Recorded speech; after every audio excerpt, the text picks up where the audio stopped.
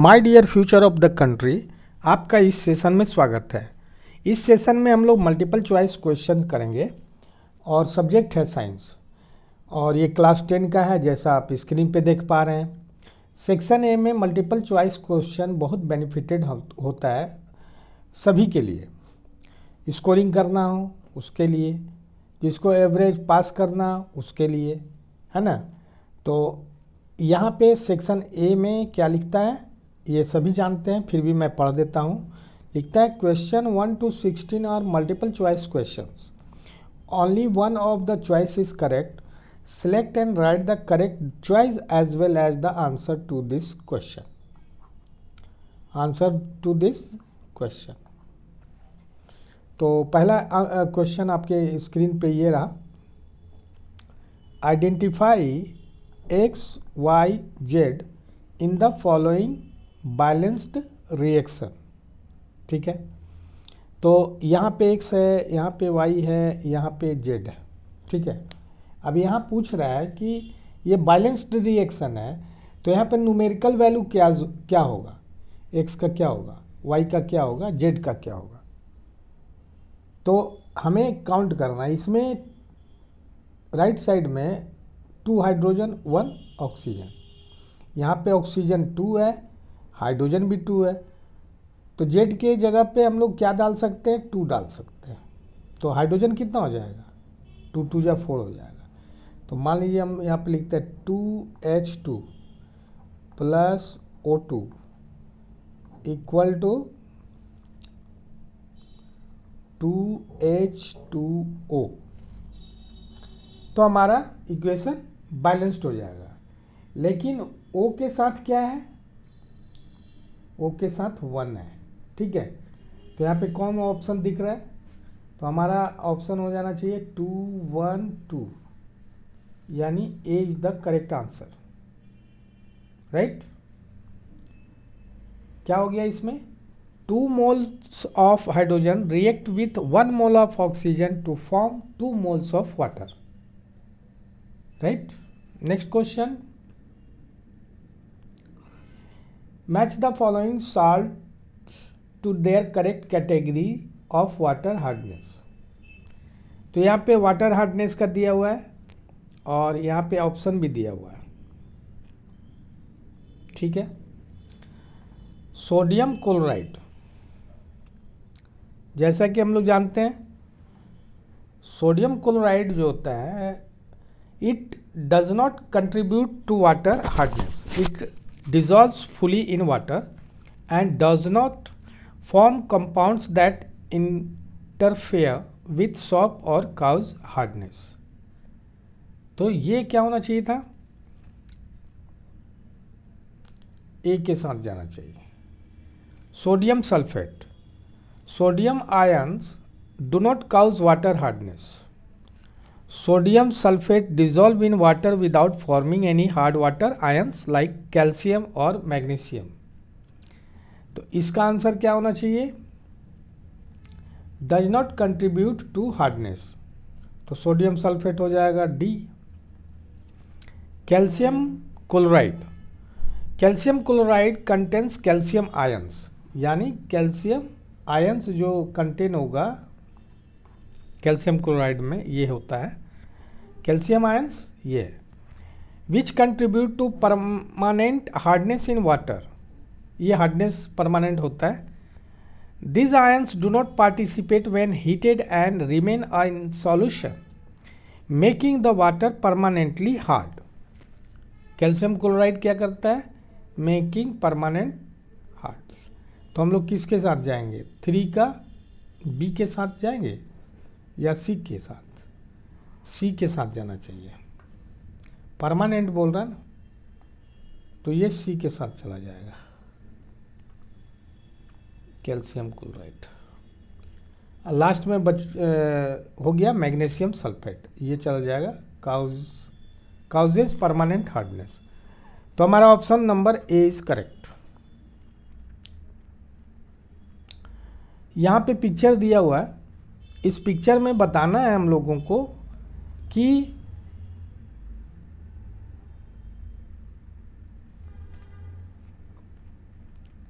Left side में chlorine, right side में hydrogen, right. अब हमको बताना है एक तरफ में लेफ्ट साइड में एनोड और सेकेंड राइट साइड में कैथोड है ना। तो नीचे में जो है वो क्या ऑप्शन है देखना है।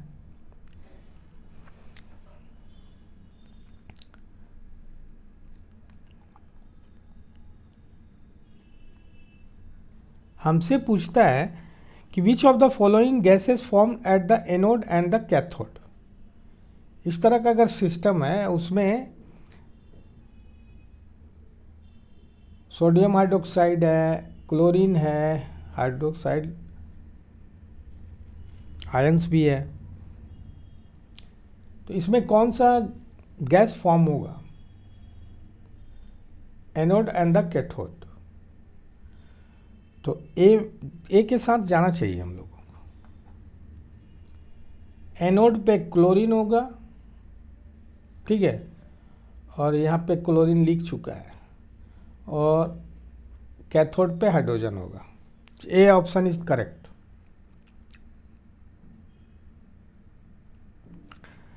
A metal atom of moderate reactivity is present as its sulfide X. On heating in air, X converts into the oxide Y and the gas evolves. On heating Y and X together, the metal M is produced. X and Y respectively are what? Question समझ में आ रहा है? Question को carefully पढ़िएगा। तो यहाँ पे जो होगा A option is correct. X cuprous sulphide, Y cuprous oxide होगा, ठीक है। Next question,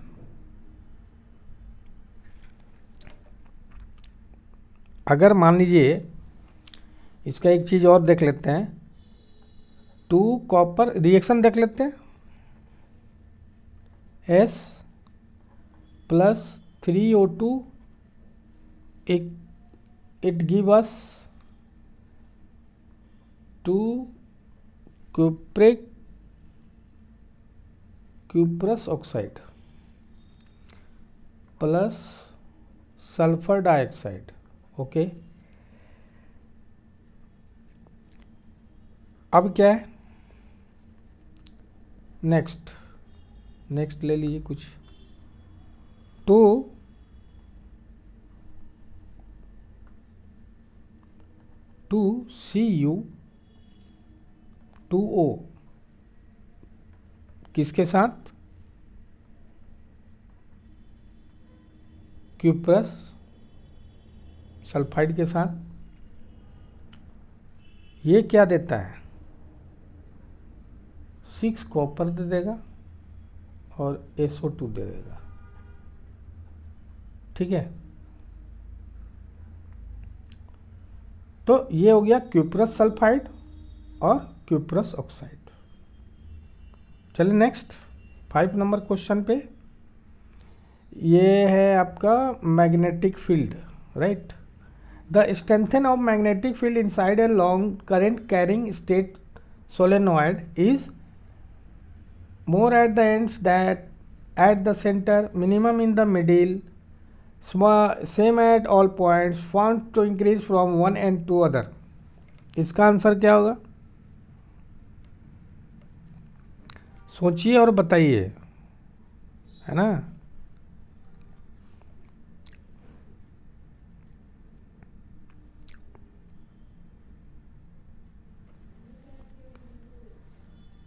same at all points,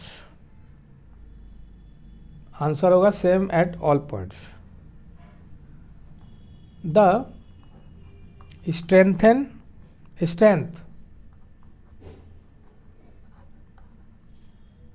of parallel magnetic field lines indicate that the magnetic field that the magnetic field is uniform everywhere.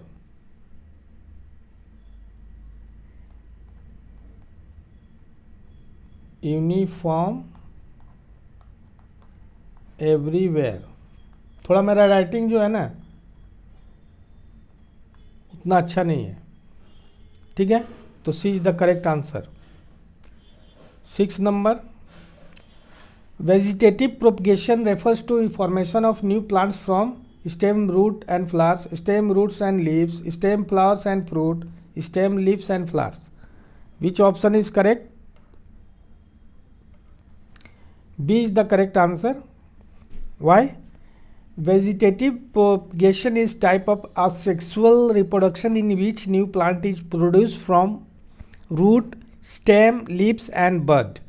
New plant is produced from vegetative part is, so it is called as vegetative propagation. B का answer सही किया। Next, a graph was plotted to show the energy output of two types of respiration. Identify the type of respiration denoted by curves A and B.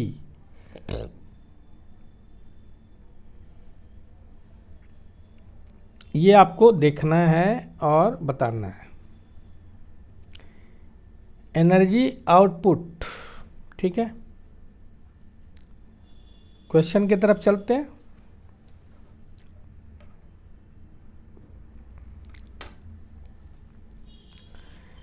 अब यहाँ पे curve ए क्या दे रहा है? Anaerobic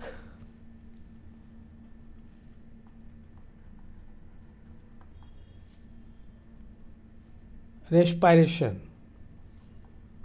अब बहुत लोग रेस्पिरेशन भी बोलते हैं, रेस्पिरेशन, इसको लेस एनर्जी मिलेगा, ठीक है। ये हो जाएगा एरोबिक। एरोबिक एनाएरोबिक जानते हैं। Aerobic presence of oxygen, respiration, तो इसमें ज़्यादा एनर्जी होगा भाई, मोर एनर्जी होगा, है ना, तो इसलिए हाई में जा रहा है। तो किस ये के साथ जाना चाहिए हम लोग का? एनाएरोबिक के साथ जाना चाहिए कि ए सेक्शन या बी सेक्शन या सी सेक्शन? ए के साथ जाना चाहिए, ठीक है। Next,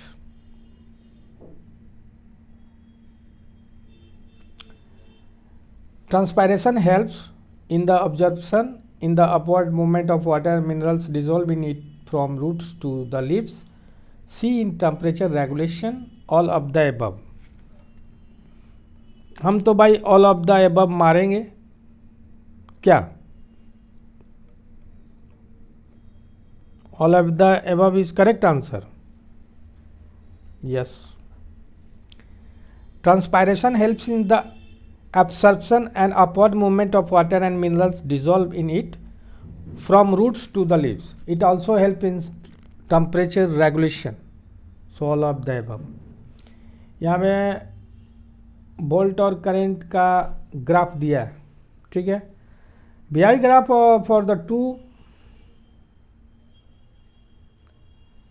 wires A and B are shown in figure. If we connect both the wire one by one to the same battery, which of the two will produce more heat per unit time? A or B? इसको समझना, पढ़े है ही, आप लोग बता सकते हैं। तो slope A of wire is more than wire B, ठीक है भाई। Resistance of wire A will be more than wire B. H is directly proportional to R. More heat will be produced in A wire. तो answer A is correct answer. Reason समझ गए? Which of the following father of genetic? Mendel, Mendel तो बहुत प्रचलित है, ये भी question दे सकता है, बहुत इजी क्वेश्चन है ना। 11 नंबर, चलते हैं 11 नंबर पे।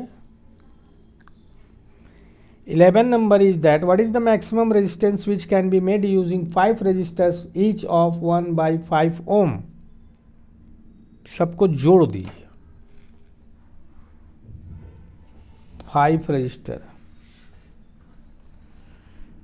सबको जोड़िए, 1 + 5 1 + 1 सॉरी 1/5 + 1/5, इसको ऐड कर देंगे, कितना टाइम, 5 टाइम। तो देखिए एलसीएम तो 5 आ जाएगा, +1 + 1 + 1 + 1 + 1 कितना हो गया, 1 1 1 = 5/5। यूनिट क्या था, ओम था, तो कितना हो जाएगा 1 ओम। In this case 5 resistors are connected in series and the total resistance is as follows, then total resistance will be equal to 1 ohm. So hence the maximum resistance which can be made using 5 resistor each of 1/5 ohm is 1 ohm. So we can write for D. Involuntary action in the body are controlled by A. medulla in forebrain, B. medulla in midbrain, C. medulla in hindbrain, and D. medulla in spinal cord. Which is the correct?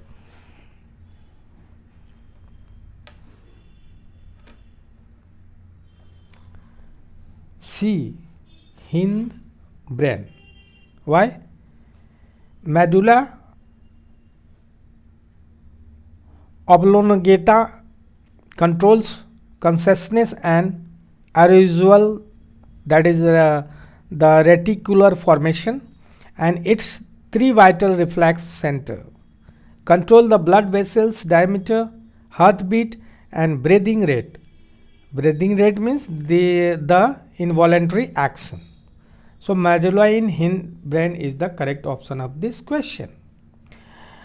30 number question करते हैं। यहाँ पे तो पूरा circle दिया हुआ है भाई, अरे वाह।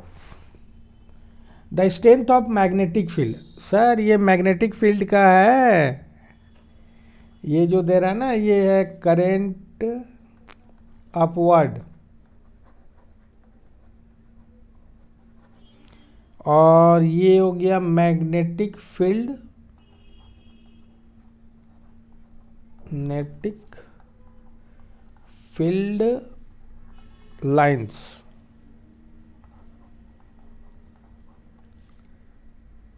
एंटी क्लॉकवाइज चल रहा है, देख रहे हैं, ऐसे चल रहा है, राइट टू लेफ्ट चल रहा है, एंटी क्लॉक है, तो इसको एंटी क्लॉकवाइज लिख देते हैं। और यहाँ पे कंडक्टर लिखा हुआ है, ये कंडक्टर है ये पार्ट। अब तो आपको समझ में आ गया होगा कि answer would be what. Option देखते हैं। A inversely proportional to the current but directly proportional to the square of the distance from the wire. B directly proportional to current and inversely proportional to the distance from wire. Directly proportional to the distance and inversely proportional to the current. And D directly proportional to the current but inversely proportional to the square of the distance from wire. तो answer देने में आपको हिचकिचाहट हमको नहीं लगता कि आपको दिक्कत होगा। As you know that magnetic field strength increases on increasing the current through the wire and decreases as the distance from the wire increase. Wire में डिस्टेंस होगा तो डिक्रीज होगा, ठीक है। और मैग्नेटिक फील्ड का स्ट्रेंथ इंक्रीजेज होगा कब, जब करंट थ्रू द वायर जाएगा, ठीक। तो आंसर क्या होना चाहिए ये बताइए।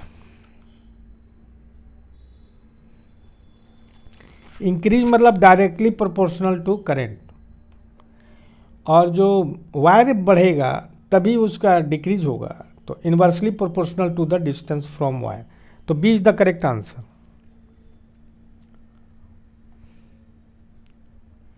In the double displacement reaction between aqueous potassium iodide and aqueous lead nitrate, a yellow precipitate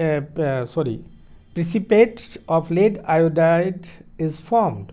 While performing the activity, if lead nitrate is not available, which of the following can be used in the place of lead nitrate? Lead sulfate insoluble है भाई, lead acetate, C ammonium nitrate और D potassium sulphate. Double displacement की बात हो रही है ना, तो हम लोगों को उसको ध्यान रखना होगा, ठीक है। अब यहाँ पे देखिए पोटेशियम आयोडाइड, तो Ki, लेड नाइट्रेट तो PbNO3 O बड़ा होगा 2, ठीक है। तो अब एक देखिए अमोनियम नाइट्रेट और potassium sulphate will not give precipitate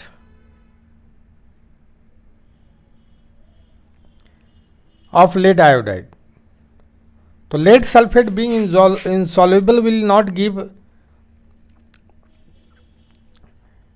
Pb ion to form lead iodide, only lead acetate will give yellow precipitate of lead iodide on reaction with potassium iodide। Potassium iodide के साथ जब lead oxide reaction करेगा तो potassium iodide देता है। तो equation देखें क्या, तो 2Ki plus PbNO3 2 give us Pb2L 2,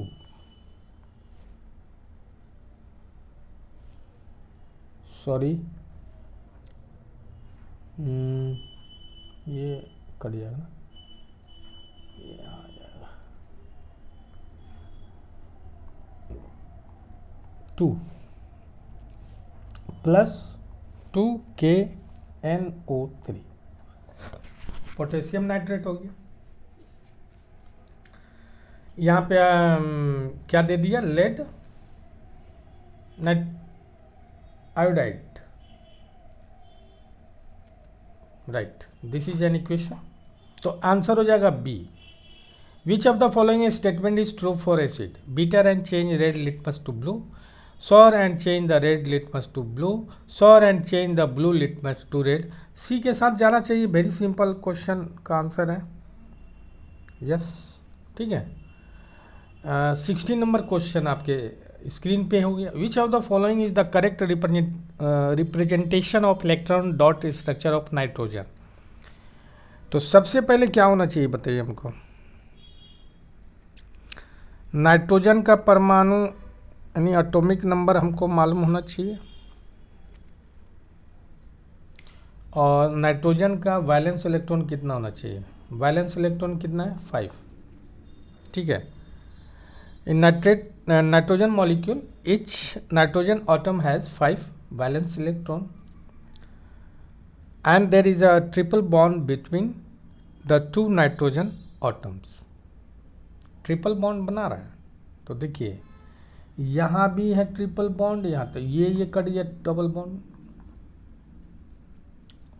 ठीक है, यहाँ पे ट्रिपल बॉन्ड है।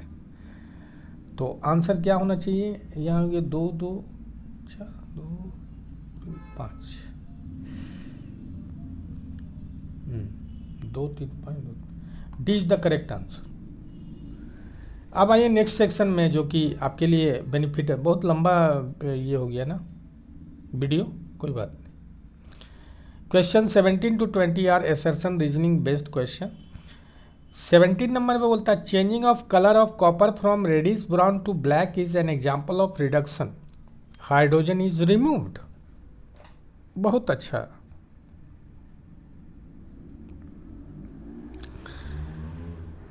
दोनों गलत, डी के साथ जाए। क्यों भाई? When we hit copper, it combines with oxygen to form black colored copper.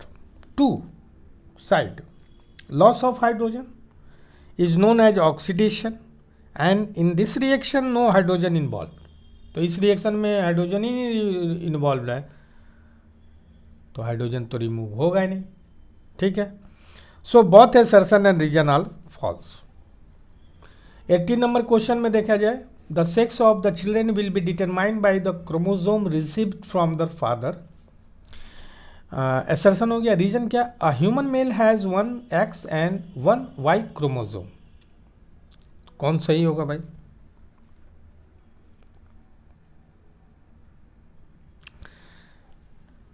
as you know that a child herits X chromosome from the father will be a girl, and one who inherits a Y chromosome will be a boy, right? So what can we write for this one? So I agree with option number A. Assertion and reason are correct, and R is the correct explanation of assertion A। 19 number question देखते हैं, है ना।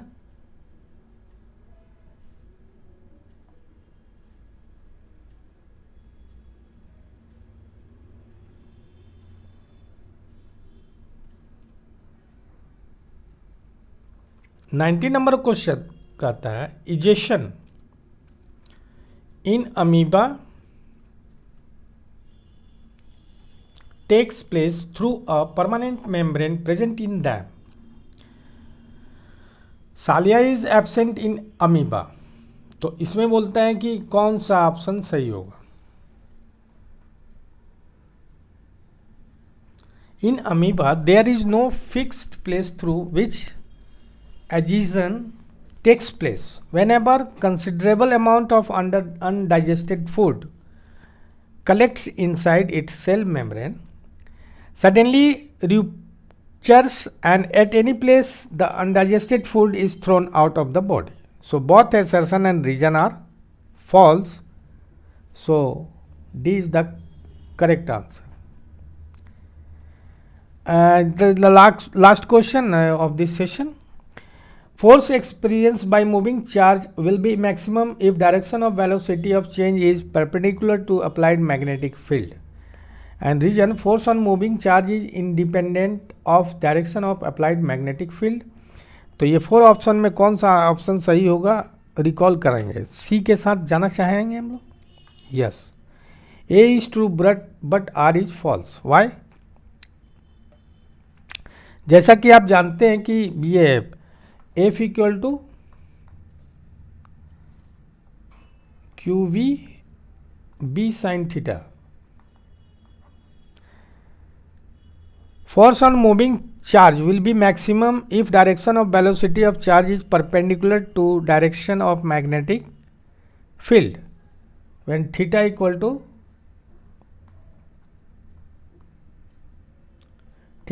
90 degree. ठीक है, तो C is the correct answer. आज इस session में बस इतना ही। 20 क्वेश्चन होता है, हम लोगों ने डिस्कस किया।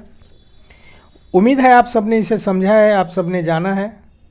यदि आपने इसे समझा है, जाना है, मेरे समझाने का प्रयास यदि आपको सार्थक लगा हो, मेरे समझाने का तरीका यदि आपको सार्थक लगा हो, तो हर बार की भांति इस बार भी अपना प्यार भरा लाइक और कमेंट करना कभी मत भूलिए। और हाँ, यदि अभी तक आपने मेरे चैनल को सब्सक्राइब नहीं किया है my dear future of the country, तो सब्सक्राइब जरूर कीजिए। आपका दिन मंगलमय हो। जय हिंद।